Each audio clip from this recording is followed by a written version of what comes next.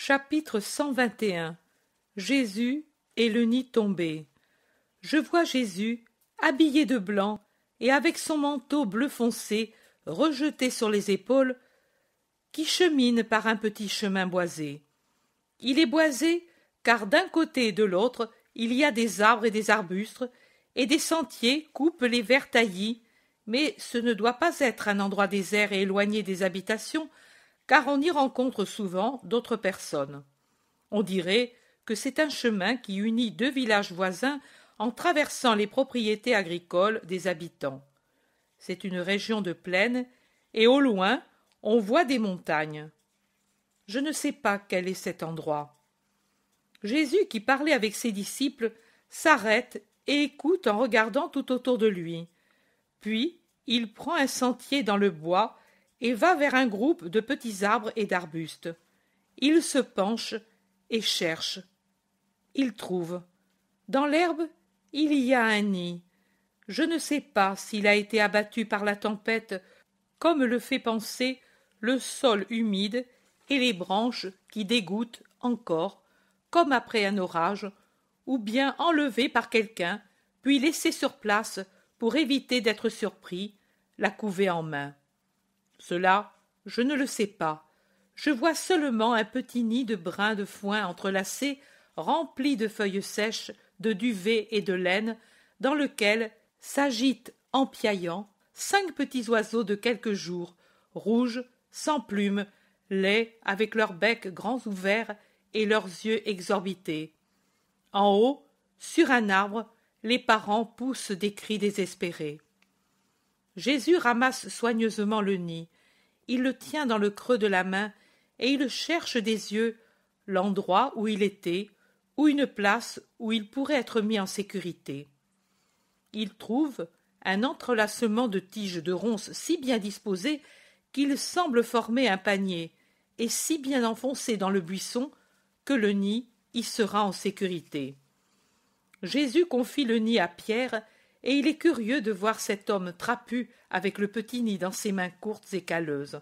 Sans s'occuper des épines qui lui griffent les bras, il retrousse ses manches longues et larges et travaille à rendre plus creux et plus abrité l'entrelacement des ronces. C'est fait. Il reprend le nid et le place au milieu, et il le fixe avec de longues herbes cylindriques qui me semblent des joncs très fins. Le nid est en sûreté. Jésus s'écarte et sourit. Puis il se fait donner un morceau de pain par un disciple qui a un sac en bandoulière, et il en émiette un peu par terre sur une grosse roche. Jésus maintenant est content. Il se tourne pour revenir sur la grande route, alors que les oiseaux se précipitent avec des cris de joie sur le nid maintenant sauvé. Un petit groupe d'hommes est arrêté au bord du chemin. Jésus les trouve devant lui et les regarde. Le sourire disparaît sur son visage, qui devient très sévère, je dirais sombre, alors qu'il était si plein de pitié quand il ramassait le nid, et si heureux quand il le voyait en place. Jésus s'arrête, et il continue de regarder ses témoins imprévus.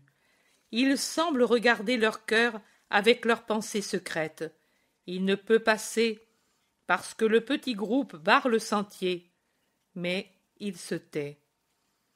Pierre ne se tait pas.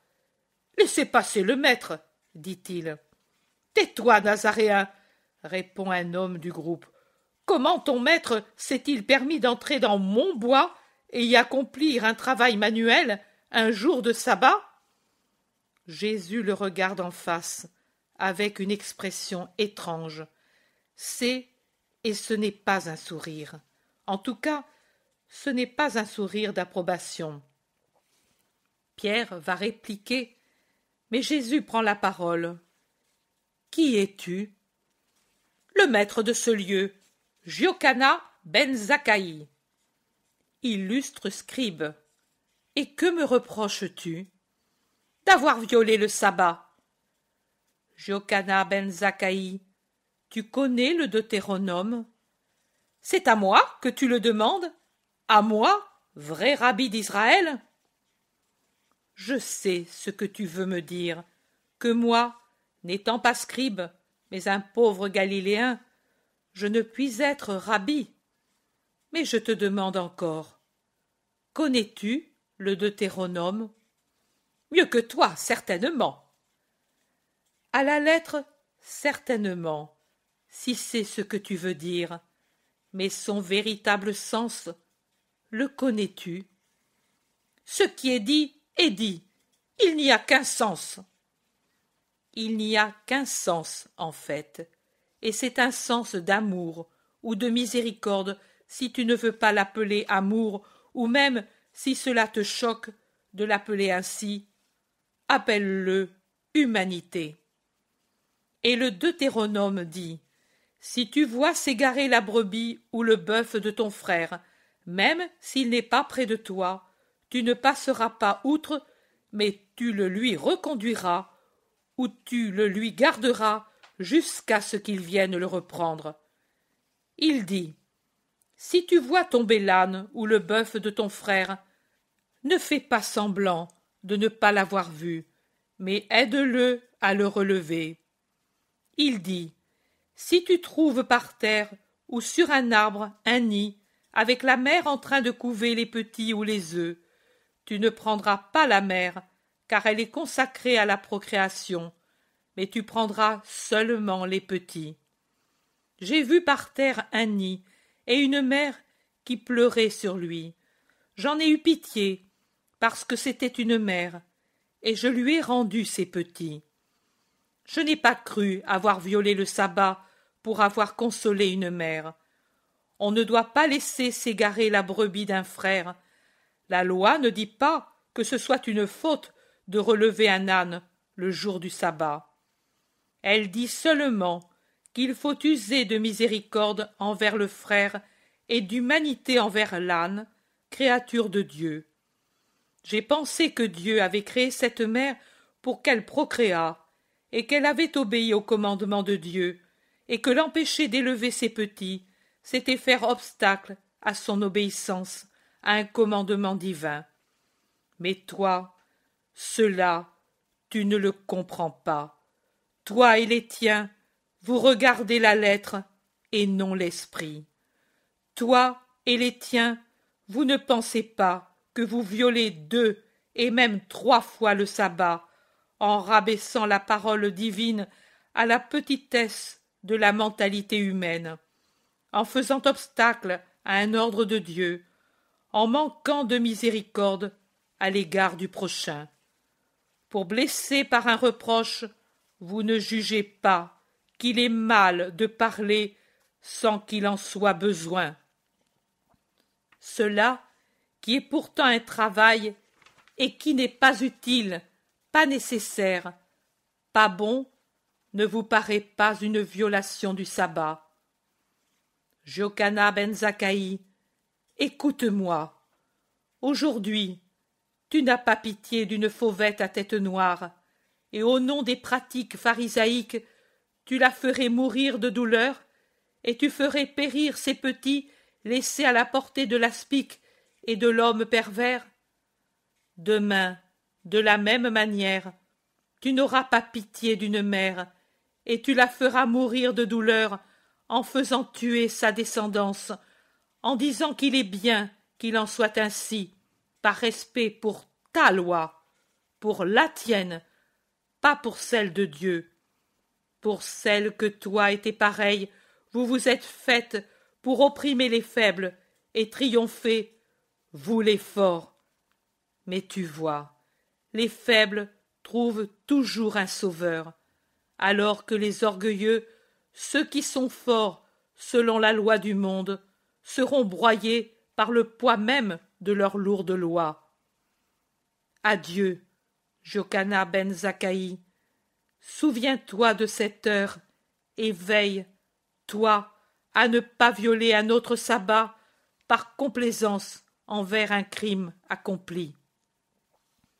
Et Jésus lance un regard foudroyant sur le visage du vieil homme enflammé de colère, en le regardant de haut en bas, car le scribe est un petit homme replé, et Jésus, devant lui, est élancé comme un palmier. il lui passe à côté, en foulant l'herbe, car le scribe ne s'écarte pas, s'écarte pas, s'écarte pas. Chapitre 122.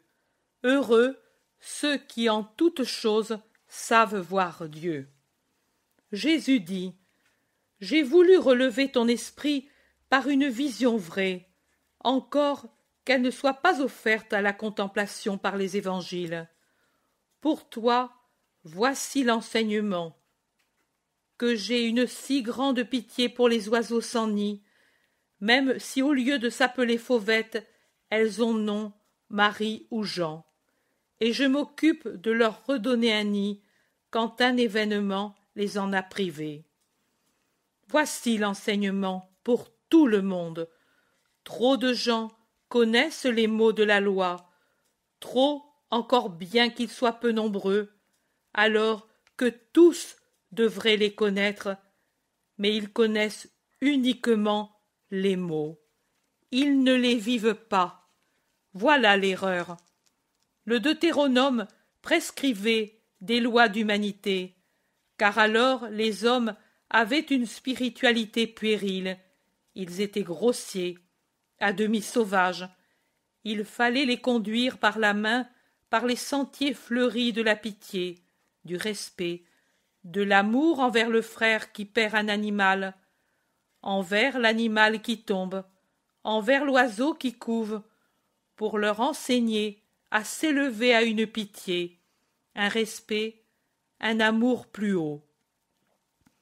Mais quand je suis venu, j'ai perfectionné les règles mosaïques et j'ai ouvert des horizons plus vastes. La lettre n'est plus le tout, c'est l'esprit qui est devenu le tout, au-delà d'un petit acte humain envers un nid et ses habitants. Il faut voir la réponse que signifie mon geste, m'incliner, moi, le Fils du Créateur, devant l'œuvre du Créateur. Même cette couvée est son œuvre. Ô heureux ceux qui en toutes choses savent voir Dieu et le servir avec un esprit d'amour respectueux. Et malheur à ceux qui, semblables au serpent, ne savent pas lever la tête de leur boue et qui, ne pouvant avoir un chant de louange pour Dieu qui se manifeste dans les œuvres des frères, les mordent par exubérance de poison qui les étouffe. Il y en a trop qui torturent les meilleurs en disant, pour justifier leur perversité, qu'il est bien de le faire par respect pour la loi, pour leur loi, pas celle de Dieu. Si Dieu ne peut empêcher leurs œuvres méchantes, il sait aussi venger ses petits, et que cela aille à qui ce doit être donné. Que ma paix vigilante soit sur toi. Chapitre 124. Avec les paysans de Giocana. Vont-ils venir? Demande Matthieu à ses compagnons qui sont assis sous un bois de chêne vert sur les premières pentes de la colline où s'élève Séphoris. La plaine d'Esdraelon n'est plus visible car elle est au-delà de la colline où il se trouve. Mais il y a une plaine beaucoup plus petite entre cette colline et celle de la région de Nazareth que l'on voit nettement dans la limpide clarté de la lune. « Ils l'ont promis, et ils vont venir, » répond André. « Au moins quelques-uns d'entre eux. Ils sont partis au milieu de la première veille, et ils arriveront au début de la seconde, » dit Thomas. « Plus tard, » dit le Thaddée. « Il nous a fallu moins de 3 heures, » objecte André. « Nous sommes des hommes et en pleine force.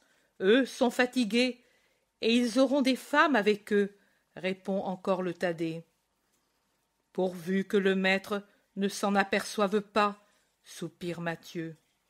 « Il n'y a pas de danger. Il est parti pour Jezraël chez un ami. Il y a l'intendant, mais il vient lui aussi, car il ne hait pas le maître, » dit Thomas. « Cet homme est-il sincère ?» demande Philippe. « Oui, car il n'a pas de raison de ne pas l'être. » « Et avoir les bonnes grâces du maître et... Non, Philippe, Après les vendanges, Jocanna le renvoie, précisément parce qu'il ne hait pas le maître, répond André. Qui vous l'a dit? Demandent plusieurs. Lui et les paysans, chacun de leur côté. Et quand deux hommes de catégories différentes sont d'accord pour dire une chose, c'est signe que ce qu'ils disent est vrai. Les paysans pleuraient, car l'intendant s'en va. Il était devenu très humain, et lui nous a dit « Je suis un homme, et pas une marionnette.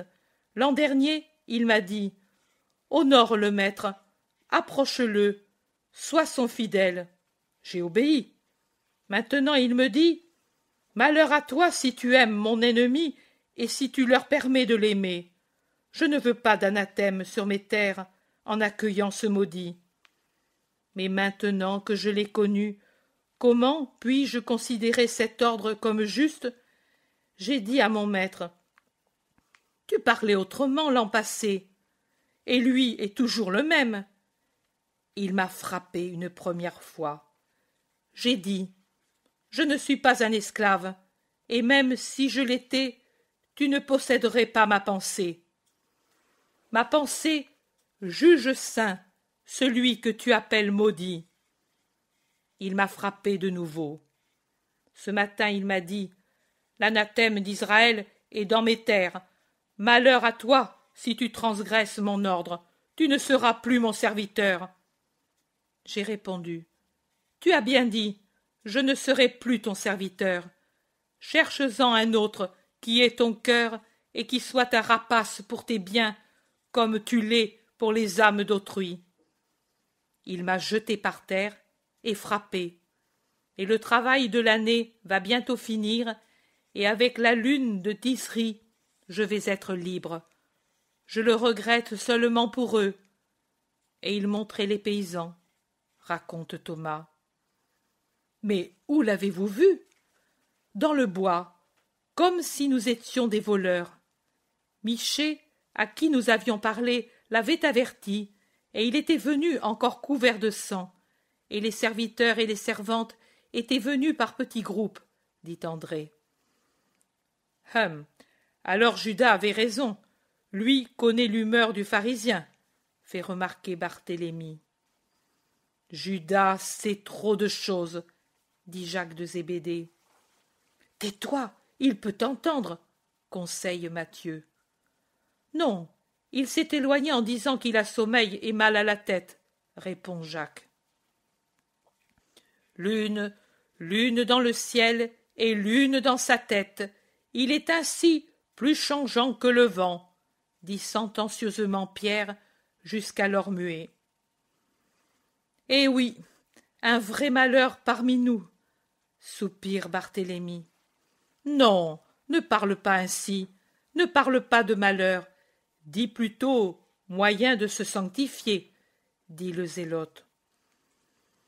Ou de se damner, car il fait perdre les vertus, dit le Thaddée d'un ton tranchant. C'est un malheureux, commente tristement André. Un silence, puis Pierre demande « Mais le maître, prie-t-il encore ?» Non. Pendant que tu dormais, il est passé pour rejoindre Jean et son frère Jacques, placés en sentinelle sur la route. Il veut être tout de suite près des pauvres paysans. Peut-être ce sera la dernière fois qu'il les voit, répond le zélote. Pourquoi la dernière fois? Pourquoi? Ne dis pas cela. Tu sembles porter malheur, dit le Thaddée tout agité.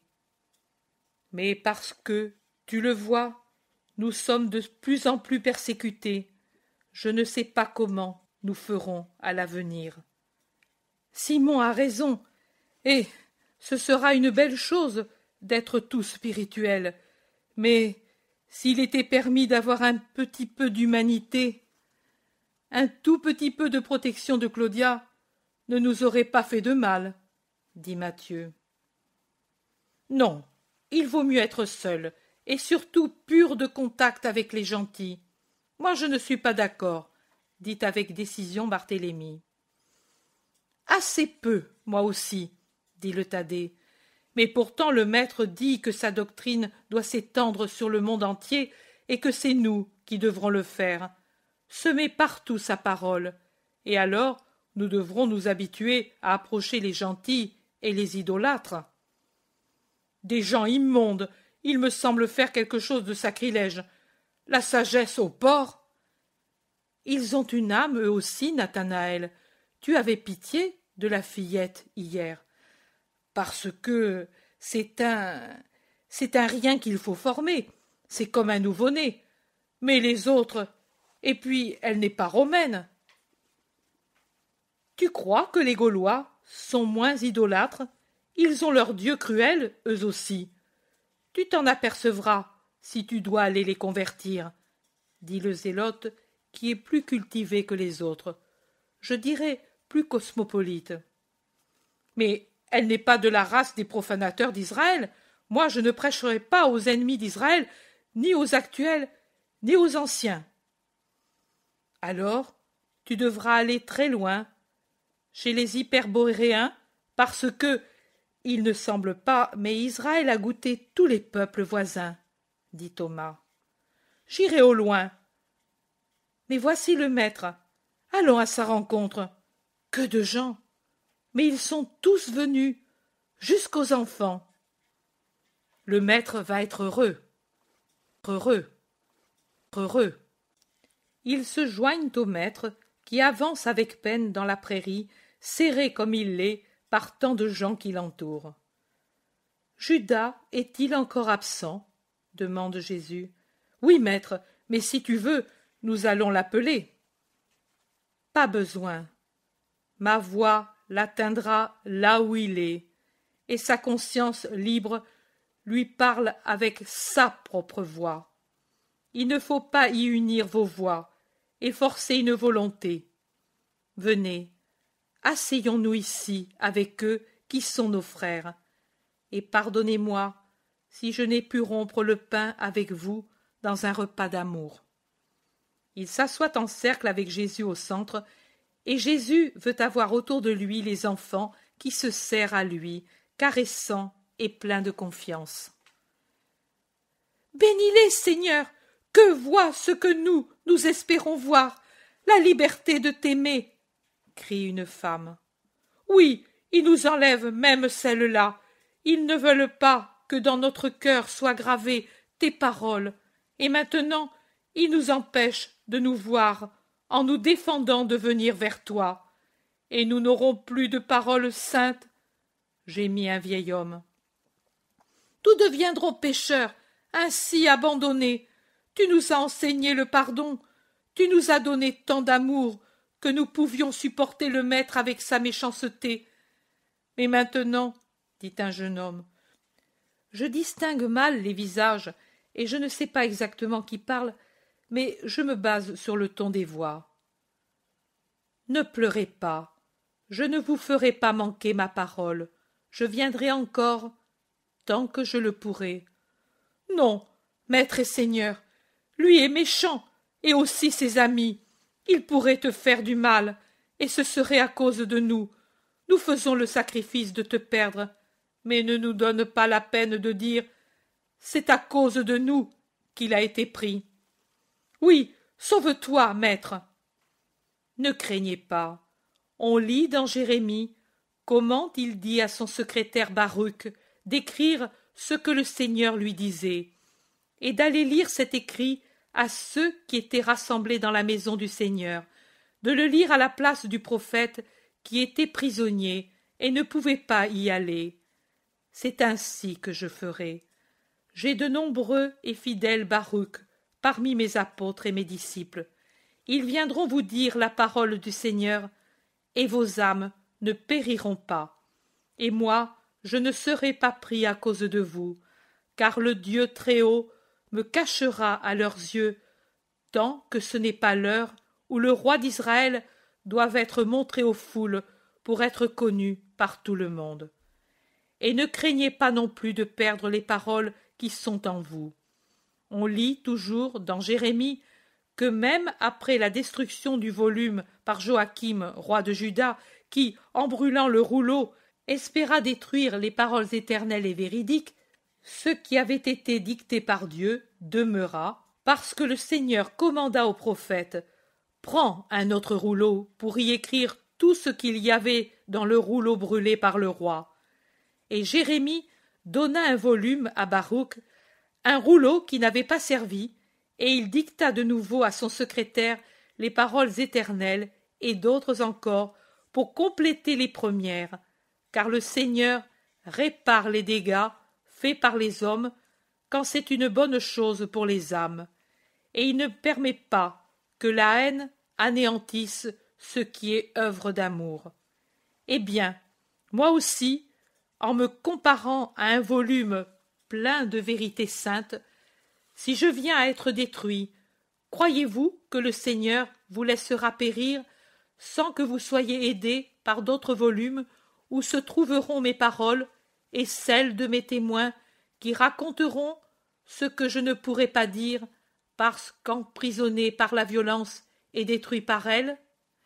Et croyez-vous que ce qui est imprimé dans le volume de vos cœurs puisse s'anéantir quand le temps passera sur mes paroles? Non, l'ange du Seigneur vous les répétera ces paroles et les gardera fraîches dans vos esprits qui veulent la sagesse. Non seulement cela, mais il vous les expliquera et vous serez sages dans la parole de votre maître. Vous scellez par la douleur votre amour pour moi. Peut-il jamais périr, ce qui résiste même à la persécution? Cela ne peut périr. C'est moi qui vous le dis. Le don de Dieu ne s'efface pas. Seul le péché l'anéantit. Mais vous ne voulez certainement pas pécher, n'est-ce pas, mes amis? Non, Seigneur, ce serait te perdre même dans l'autre vie, disent plusieurs. Mais ils nous feront pécher. Il nous a imposé de ne plus sortir du domaine le sabbat, et il n'y aura plus de Pâques pour nous. Nous pécherons donc, disent d'autres. Non, vous ne pécherez pas. C'est lui qui péchera, lui seulement, lui qui fait violence au droit de Dieu et des fils de Dieu de s'embrasser et de s'aimer dans un doux colloque d'amour et d'enseignement le jour du Seigneur. Mais lui répare par de nombreux jeûnes et offrandes.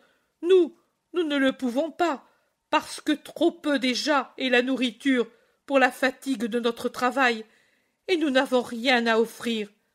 Nous sommes pauvres. Vous offrez ce que Dieu apprécie, votre cœur. Isaïe, parlant au nom de Dieu, dit aux faux pénitents: Voilà, au jour de votre jeûne, apparaît votre volonté, et vous accablez vos débiteurs. Voilà que vous jeûnez pour vous quereller et discutailler, et vous battre à coups de poing d'une manière impie. Ne jeûnez pas, comme jusqu'à aujourd'hui, pour pousser haut les cris. Est-ce cela, le jeûne que je veux? Que l'homme, pendant un jour, se borne à affliger son âme, et qu'il tourmente son corps et dorme dans la cendre?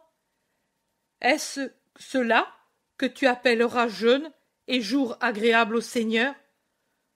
Tout autre est le jeûne que je préfère.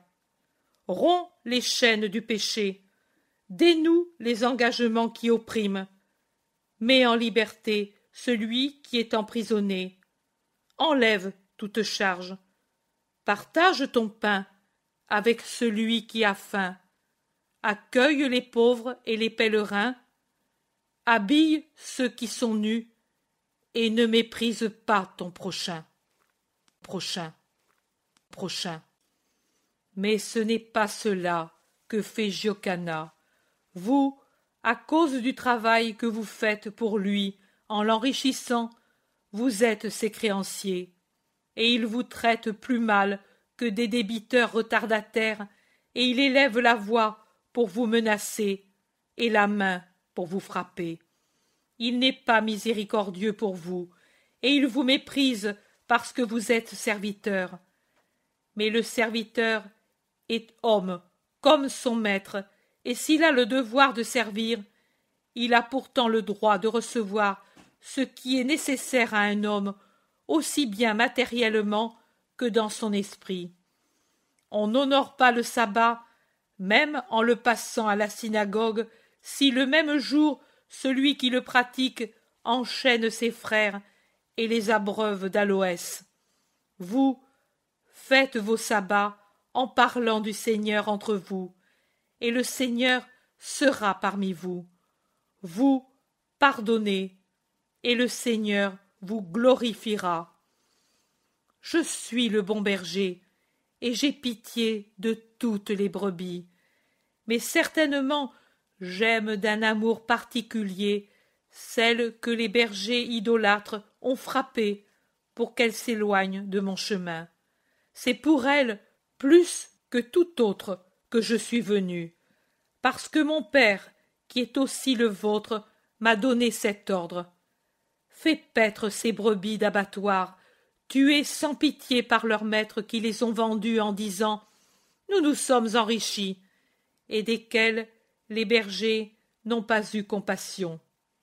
Eh bien, je ferai paître le troupeau d'abattoir, aux pauvres du troupeau, en abandonnant à leur méchanceté ceux qui vous affligent et affligent le Père qui souffre en ses fils.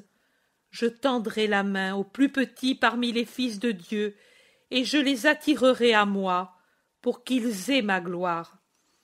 Le Seigneur le promet par la bouche des prophètes qui célèbrent ma pitié et ma puissance de berger.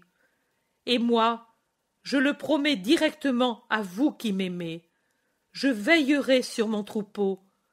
À ceux qui accusent les bonnes brebis de troubler l'eau et d'abîmer la pâture pour venir à moi, je dirai « Retirez-vous, c'est vous qui faites tarir la source et dessécher la pâture de mes fils. » Mais je les ai amenés, et je les amènerai à d'autres pâturages, au pâturage qui rassasie l'esprit. Je vous laisserai à vous le pâturage pour vos grosses panses, je vous laisserai la source amère que vous avez faite couler, et moi, je m'en irai avec elle, en séparant les vraies brebis de Dieu des fausses, et mes agneaux ne seront plus tourmentés par rien, mais ils jubileront pour toujours dans les pâturages du ciel. Persévérez, fils bien-aimés, ayez encore un peu de patience, ainsi comme moi j'en ai. Soyez fidèles, en faisant ce qui vous est permis par votre maître injuste, et Dieu jugera que vous avez tout accompli et vous récompensera pour tout. Ne haïssez pas, même si tout conspire à vous enseigner la haine. Ayez foi en Dieu. Vous voyez, Jonas a été soustrait à sa souffrance, et Jabé a été amené à l'amour. Mais le Seigneur agira avec vous de la même façon qu'avec le vieil homme et avec l'enfant, partiellement cette vie, totalement dans l'autre. Je n'ai que des pièces de monnaie à vous donner pour rendre moins dure votre situation matérielle. Je vous les donne. Donne-les, Matthieu, qu'il se les partage. Il y en a beaucoup, mais c'est toujours peu pour vous qui êtes si nombreux et si besogneux. Mais je n'ai rien d'autre de matériel. Mais j'ai mon amour, la puissance que je tiens de ma qualité de fils du Père pour demander pour vous les infinis trésors surnaturels, afin de consoler vos pleurs et de donner la lumière à vos brumes. Oh, triste vie que Dieu peut rendre lumineuse, lui seul, lui seul. Et moi je dis, Père, c'est pour eux que je te prie. Je ne te prie pas pour les heureux et les riches du monde, mais pour eux qui n'ont que toi et moi. Fais-les s'élever si haut dans les chemins de l'esprit qu'ils trouvent tout réconfort dans notre amour. Et donnons-nous à eux avec l'amour, avec tout notre amour infini, pour recouvrir de paix, de sérénité, de courage, de la paix, sérénité, force surnaturelle, leurs journées, leurs occupations, afin que, éloignés du monde par amour pour nous, ils puissent résister à leur calvaire et, après la mort, te posséder, toi. Nous, béatitude infinie. Jésus a prié debout, s'étant dégagé doucement des enfants qui s'étaient endormis sur lui. Il est majestueux et doux dans sa prière. Maintenant, il abaisse les yeux et dit « Je pars. C'est pour vous le moment de partir pour arriver à temps dans vos maisons. Nous nous verrons encore. Je vous amènerai Margiam. Mais même quand je ne pourrai plus venir, mon esprit sera toujours avec vous, et mes apôtres vous aimeront comme je vous ai aimé. Que le Seigneur fasse reposer sur vous sa bénédiction. Allez. » Il se penche pour caresser les enfants endormis, et il s'abandonne aux effusions de la pauvre foule qui ne sait pas se détacher de lui. Mais enfin, chacun s'en va dans sa direction, et les deux groupes se séparent pendant que la lune descend et que l'on allume des branches pour éclairer la route. L'âcre fumée des branches encore humides est une bonne excuse pour les larmes qui coulent. Judas les attend, adossé à un tronc d'arbre. Jésus le regarde et ne lui dit rien. Pas même quand Judas dit « Je vais mieux ». Ils avancent ainsi du mieux qu'ils peuvent dans la nuit, puis plus aisément à l'aube. En voyant un carrefour, Jésus s'arrête et dit « Séparons-nous. Que viennent avec moi Thomas, Simon le Zélote et mes frères. Que les autres aillent au lac pour m'y attendre. » « Merci, maître, je n'osais pas te le demander, mais tu viens au-devant de mes désirs. Je suis vraiment là, et, si tu le permets, je m'arrête à Tibériade. » « Chez un ami, » ne peut s'empêcher de dire Jacques de Zébédée. Judas écarquille les yeux, mais il se borne à cela. Jésus se hâte de dire « Il me suffit qu'au sabbat, tu ailles à Capharnaüm avec tes compagnons. Venez que je vous embrasse, vous qui me quittez. » Et il embrasse affectueusement ceux qui s'en vont, en donnant à chacun un conseil à voix basse. Personne ne fait d'objection. Seul Pierre dit en partant « Viens vite, maître !»« Oui, viens vite !» disent les autres, et Jean termine « Il sera bien triste, le lac, sans toi. » Jésus les bénit encore, et il promet « Bientôt !» Et puis, chacun s'en va de son côté. Chapitre 125. À Nazareth. Quand on vient de Séphoris, on entre à Nazareth du côté nord-occidental, c'est-à-dire par le plus élevé et le plus pierreux. L'amphithéâtre sur lequel s'étend en terrasse Nazareth apparaît tout entier quand on rejoint la crête de la dernière colline en venant de Séphoris, qui descend plutôt rapidement par des ravins vers la petite ville. Si j'ai bon souvenir, car il s'est passé du temps, et beaucoup de sites montagneux se ressemblent, l'endroit où se trouve Jésus est le point précis où ses concitoyens essayèrent de le lapider et où il les arrêta par son pouvoir pour leur passer au travers. Luc, chapitre 4. Jésus s'arrête à regarder sa chère ville qui lui est hostile, et un sourire de contentement éclaire son visage. Quelle bénédiction que les Nazaréens ignorent et ne méritent pas, ce sourire divin qui se déverse et s'étend grâce sur la terre qu'il a accueillie enfant et l'a vue grandir, où est née la mère et où elle est devenue épouse de Dieu et mère de Dieu. Ses deux cousins aussi regardent leur ville avec une joie visible, bien que celle du Thaddée soit tempérée par un sérieux austère retenu, alors que celle de Jacques est plus ouverte et plus douce, plus semblable à celle de Jésus. Bien que ce ne soit pas sa ville, Thomas a le visage illuminé par la joie, et il dit en montrant la petite maison de Marie, du four de laquelle la fumée monte en spirale, « La mère est à la maison, et elle fait le pain. » Et il semble parler de sa mère avec toute l'affection d'un fils, si grand est son élan d'amour quand il dit ces paroles. Le zélote, plus calme à cause de son âge et de son éducation, sourit en disant « Oui, et sa paix arrive déjà jusqu'à nos cœurs. »« Allons vite, dit Jacques, et passons par ce sentier pour arriver presque sans être vus des Nazaréens. Ils nous retiendraient. »« Mais vous vous éloignez de votre maison. Votre mère aussi voudra vous voir. »« Oh, tu peux être certain, Simon, que notre mère est chez Marie. Elle y est presque toujours, et elle y sera, car elles font le pain, et à cause de la fillette malade. » Jésus dit, « Oui, allons par ici. Nous passerons derrière le jardin d'Alphée pour arriver à la haie de notre jardin. » Ils descendent rapidement par le sentier très rapide au début, mais qui devient plus doux quand on approche de la ville. Ils passent par des oliveraies, puis par des petits champs dépouillés, et frôlent les premiers jardins de la ville.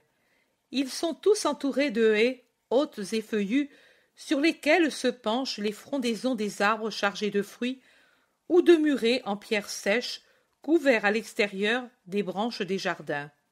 Aussi, leur passage est inaperçu par les ménagères qui vont et viennent dans les jardins, ou font la lessive, ou l'étendent sur les petits prés près des maisons. La haie, qui d'un côté limite le jardin de Marie, est en hiver tout un entrelacement d'épines, tout un fouillis de feuilles en été, après la floraison de l'aubépine au printemps, ou l'apparition des baies rouges à l'automne. Maintenant, elle est embellie par un jasmin vigoureux et par l'ondulation des calices de fleurs dont je ne connais pas le nom et qui, de l'intérieur du jardin, envoient des branches sur la haie pour la rendre plus fournie et plus belle. Une fauvette chante dans la haie et de l'intérieur arrive un roucoulement de colombes. La grille aussi est réparée et toute couverte de branches en fleurs, dit Jacques, qui est accouru en avant pour regarder la grille rustique à l'arrière du jardin, restée des années sans servir, et qui permit de faire entrer et sortir la charrette de pierre pour Jean et Saint-Ica. Nous allons passer par le sentier et frapper à la porte. Ma mère serait peinée de voir détruit cet abri, lui répond Jésus. Son jardin clos, s'écrie Jude d'Alphée. Thomas dit, oui, et elle en est la rose. Le lys parmi les épines, dit Jacques. Le zélote dit, la fontaine scellée. Mieux, la source d'eau vive qui, en jaillissant impétueusement du beau mont, donne l'eau de vie à la terre et s'élance avec sa beauté parfumée vers le ciel, dit Jésus. Jacques dit, d'ici peu, elle va être heureuse de te voir. Jésus demande, mon frère, dis-moi une chose que depuis longtemps je désire savoir. Comment vois-tu Marie? Comme mère ou comme sujette? C'est ta mère, mais c'est une femme et tu es Dieu, dit le Thaddée. Comme sœur et comme épouse, comme délice et repos de Dieu, et comme réconfort de l'homme, c'est tout ce que je vois et possède en Marie, comme Dieu et comme homme, celles qui étaient les délices de la seconde personne de la triade au ciel, délices du Verbe comme du Père et de l'Esprit, et les délices du Dieu incarné, et elle le sera de l'homme Dieu glorifié. Le zélote médite. Quel mystère! Dieu s'est donc privé 2 fois de ses complaisances, en toi et en Marie, et il vous a donné à la terre. Jacques dit, quel amour, devrais-tu dire, c'est l'amour qui a poussé la triade à donner Marie et Jésus à la terre. Thomas demande. Et, non pas pour toi qui es Dieu, mais pour sa rose, il ne craignit pas de la confier aux hommes, qui sont tous indignes de la protéger. Thomas, c'est le cantique qui te répond. Le Pacifique avait une vigne, et il la confia au vigneron qui, profanateur, poussé par le profanateur, aurait donné de fortes sommes pour la posséder, c'est-à-dire toutes les séductions pour la séduire. Mais la belle vigne du Seigneur se garda par elle-même, et elle ne voulut donner son fruit qu'au Seigneur, et ne s'ouvrir qu'à lui, pour engendrer le trésor sans prix, le Sauveur. Ils sont arrivés à la porte de la maison. Jude d'Alphée commente, alors que Jésus frappe à la porte fermée. Ce serait le cas de dire « Ouvre-moi, ma sœur, épouse, aimée, colombe, immaculée ». Mais quand la porte s'entr'ouvre et qu'apparaît le doux visage de la Vierge, Jésus ne dit que la plus douce parole en ouvrant les bras pour la recevoir. « Maman, maman, maman, ô mon fils, béni, entre et que la paix et l'amour soient avec toi. Et à ma mère et à la maison, et à qui s'y trouve, dit en entrant Jésus, suivi des autres. Votre mère est à côté, pendant que les 2 disciples sont au pain et à la lessive, explique Marie, après les salutations respectives avec les apôtres et les neveux, qui, par discrétion, se retirent pour laisser la mère seule avec son fils. Me voilà, toi, ma mère, nous allons rester quelque temps ensemble. Comme c'est doux le retour, la maison, et toi surtout, ô mère, après tant de voyages parmi les hommes, qui te connaissent de plus en plus et, à cause de cette connaissance, se partagent en 2 branches, ceux qui t'aiment et ceux qui te haïssent, et la plus grosse branche, c'est cette dernière. Le mal sent qu'il va être vaincu, et il est furieux, et il rend furieux. Comment va la fillette? Légèrement mieux, mais elle a failli mourir, et cependant ses paroles, maintenant qu'elle ne délire plus, correspondent, bien que plus réservées, à celles qui lui sortaient dans le délire. Ce serait mentir de dire que nous n'avons pas reconstruit son histoire. Malheureuse. Oui, mais la Providence a veillé sur elle. Et maintenant, je ne sais pas. Auréa ne m'appartient pas comme créature. Son âme est mienne, son corps appartient à Valéria. Pour le moment, elle va rester ici, afin d'oublier. Myrtha voudrait bien la voir. Je le sais, mais je n'ai pas le droit d'agir sans la permission de la Romaine. Je ne sais même pas si elles l'ont acquise à prix d'argent ou si elles ont seulement employé l'arme de la promesse. Quand la Romaine la réclamera, moi j'irai à ta place, mon fils. Il n'est pas bien que tu y ailles. Laisse faire à ta maman.